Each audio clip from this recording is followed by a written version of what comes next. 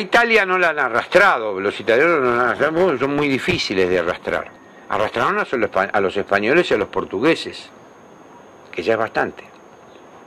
Ahora, ¿qué sucede?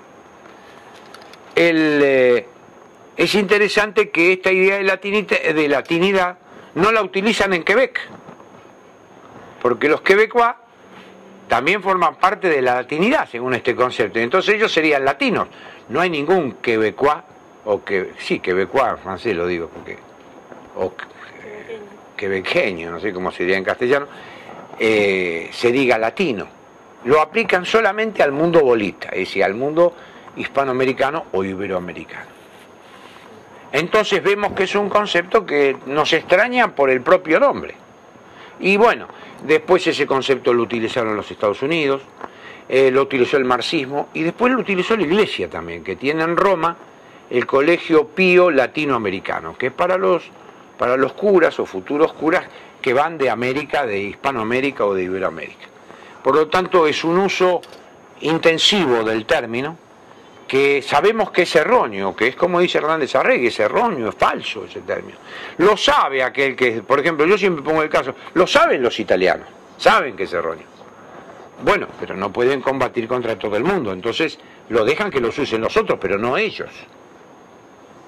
¿Me explico?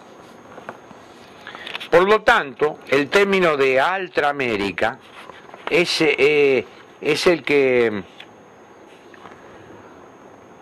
mejor, uno de los términos que nos puede identificar a nosotros, la otra América. Porque la otra es los Estados Unidos. Ni siquiera decimos Norteamérica, porque México está en el norte de América también.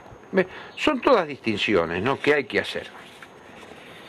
Pero claro, decía un poeta argentino, Leopoldo Marechal, por eso es tan importante el nombre, dice, no olvides que un nombre indica un destino. Siempre a las personas cuando se le pone un nombre, cuando nacen, se les coloca un nombre, o en el bautismo, siempre se le pone un nombre para indicar algo, no se le pone al tuntún. Ahora parece ser que tiene más sentido el significante que el significado, entonces le ponen nombres onomatopéyicos. Eso es típico, por ejemplo, en América del Sur, en Brasil. Entonces a los chicos le ponen Didi, Pelé, Babá, Tatá, Tutú, Pipí. Entonces le ponen nombres, hacen resaltar el significante, pero no el significado, porque Didi no quiere decir nada, Pelé no quiere decir nada, Babá no quiere decir nada, o Cacá no quiere decir nada. Entonces, otra cosa es que le pongan Catalina, o que le pongan Celedonio, o Carlos, o Alberto, que quiere decir algo porque esos nombres tienen un significado etimológico. Y América tiene un significado etimológico. Yo consulté para esto a la filóloga más importante que tenía la Universidad de Buenos Aires en ese momento, cuando yo estuve trabajando estos temas, que se llamaba Ofelia Covacci. Y Ofelia me dice, ay, profesor, usted siempre con cosas raras. Dice, es muy difícil la etimología. Dice, pero bueno, ¿cómo la arrastré? Entonces me puse a rastrearla. Y llegué a lo siguiente.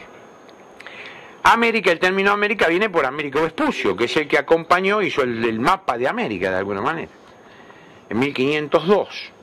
Pero ¿cuál es el origen de Américo? Es un origen gótico. Amis, Jamis, que quiere decir casa, y Rig, jefe, etimológicamente el que manda en la casa. Por lo tanto, nosotros americanos mandamos en nuestra casa, y los otros americanos tienen que mandar en la de ellos. Américo quiere decir el que manda en su casa. Jamés y Rig. Jamés, casa, Rig, rico. Esa es la etimología profunda del nombre de América. Generalmente esto no está en los libros, ¿no? ¿Quién se va a ocupar de esa pavada? Por otra parte, bueno, ya vimos todo el término. El acceso a la identidad. ¿Cómo accede el hombre a la identidad? La identidad de los pueblos se construye a través de la historia y de dos instancias o elementos fundamentales: los valores y las vivencias. Los pueblos tienen vivencias que van realizando en la historia, vivencias felices, vivencias tristes, vivencias de triunfo, vivencias de derrotas. Esto es lo que son las vivencias, lo que ha vivido ese pueblo. las vivencias determinadas por los proyectos que se llevaron, que se intentaron llevar a cabo. ¿Cuáles eran, por ejemplo, los proyectos en América, los proyectos de San Martín y Bolívar? ¿Cuáles eran? ¿Cómo estaban? Era la libertad de América. ¿En dónde estaba plantado? En vivencias. ¿Cuál es la vivencia de esa libertad en América? Bueno, primero expulsar al enemigo, que era el godo, que era el español. Después esas vivencias fueron reemplazadas por reemplazar a los británicos, que son los que primero reconocen las repúblicas de América del Sur. Y después la vivencia viene en reemplazar a los yanquis, que son los que intervienen comercialmente. Esas son las vivencias que tienen nuestros pueblos de América del Sur. Es muy simple, no es algo engorroso. Esas son las tres grandes etapas, los tres grandes siglos de vivencias que tenemos en común. Bueno, ¿y cuáles son los valores? Si decíamos vivencias y valores, ¿cuáles son los valores? Los valores son aquellos que vienen de esa mixtura, vienen por un lado de nosotros que somos un producto, una síntesis cultural, una mixtura, una simbiosis. No digo mezcolanza porque suena mal, me la han traducido al italiano mezcolanza, no, una mezcolanza somos una simbiosis ¿de qué? De dos elementos fundamentales, que es por un lado la tradición europea, el hombre que llega de Europa, que llega con la misma cosmovisión porque es un hombre premoderno. El hombre que llega a América, desde los primeros españoles que llegaron, es un hombre con una conciencia premoderna. Y de los primeros y últimos inmigrantes europeos, me refiero sobre todo a los que vinieron a partir de 1800, 1850 hasta 1930, durante esos 100 años, también es un hombre premoderno.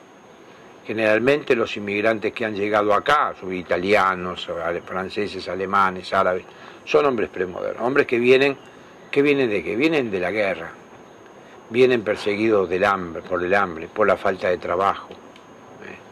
Vienen, ¿por qué llegan a América? En general llegan a América no solo per facere l'America, sino para hacerse hombres, porque no podían llevar adelante su proyecto. Europa venía agotada, sobre todo después de la Primera y Segunda Guerra Mundial, el agotamiento de Europa fue terrible. Entonces estos hombres llegan a América. ¿Pero qué mentalidad llega? Llega una mentalidad premoderna. Y la mentalidad premoderna se caracteriza ¿por qué?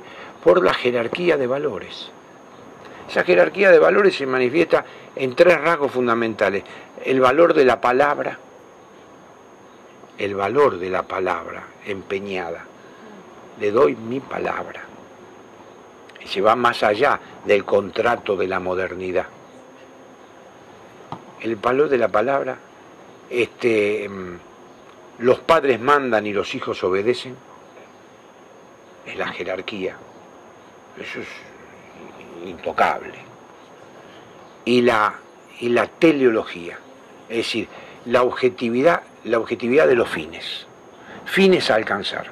No está el tuntún, no están por estar. Esto se dio en todo este mundo. Este mundo que llega europeo. Y llega a América, sobre todo vieron los españoles, pero se siguió viviendo que hay una cultura autóctona. Acá había gente. En América, esto hay que decirlo también, los mejores cálculos, se decía que en América, a la llegada de los españoles, había 13.500.000 personas, denominadas indios. Desde América del Norte al sur, 13 millones. No hay...